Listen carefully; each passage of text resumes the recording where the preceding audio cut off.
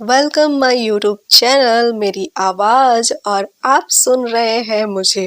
तो आज मैं आप सभी के लिए लेकर के आ गई हूँ एक प्रेम कहानी, एक ऐसी मोहब्बत जो किसी पहचान की मोहताज नहीं है। कहा जाता है कभी कभी मोहब्बत पूरी नहीं होती मगर अधूरी रहकर भी रूह के सबसे हसीन हिस्से में बस जाती एक किस्सा बन जाती है। और यह दास्तान है साहिर लुधियानवी, अमृता प्रीतम और इमरोज की। एक खामोश चाहत, एक अधूरी मोहब्बत और एक अमर साथ। लाहौर 1940 का दशक। शायरी और अदब के शहर में दो रूहें टकराईं। एक तरफ साहिर जिनकी नज़्मों में बगावत भी थी और तन्हाई भी, और दूसरी तरफ अमृता जिनकी आंखों में एक अनकहा इकरार था।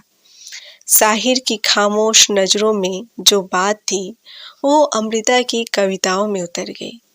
साहिर लुधियानवी की एक शेर है, तजुर्बे और हकीकत में फ़र्क बस इतना है, तजुर्बे और हकीकत में फ़र्क बस इतना है, तुम्हारी बात और होती अगर तुम साथ होते।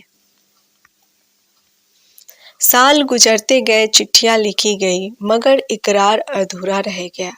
साहिर कभी कह ना सके, अमृता कभी मांग ना सकी। दोनों के बीच मोहब्बत थी मगर जिंदगी ने उन्हें साथ चलने का हक नहीं दिया।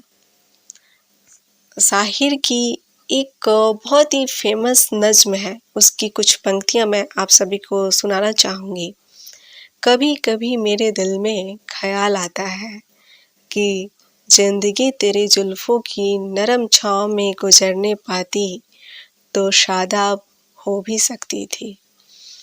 और ये जो पंक्तियाँ हैं अमिताभ बच्चन जी की आवाज़ में काफ़ी अच्छी लगती है और आपने सुना भी होगा।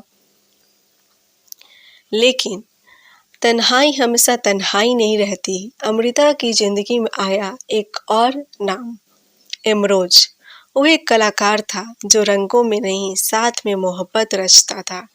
उसने अमृता को चाहा मगर बिना किसी शर्त, बिना किसी मांग के।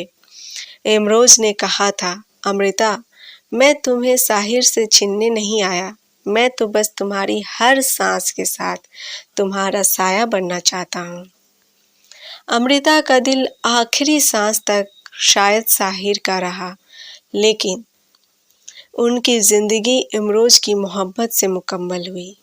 एक और था साहिर जिसने अमृता की रूह को छुआ मगर हमेशा दूर रहे, और दूसरी ओर थे इमरोज जिसने बिना मांगे बिना शिकायत उन्हें आखिरी सांस तक निभाया। अमृता की मोहब्बत का अंत किसी आखिरी अल्फाज में नहीं बल्कि उनकी एक कविता में हुई।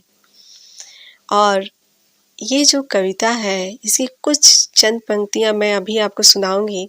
और ये जो कविता है मेरी भी फेवरेट है, मेरे दिल के काफ़ी करीब है। तो ये है कविता जो है ये है, मैं थोड़ी नर्वस हो रही हूँ बट ठीक है, ओके।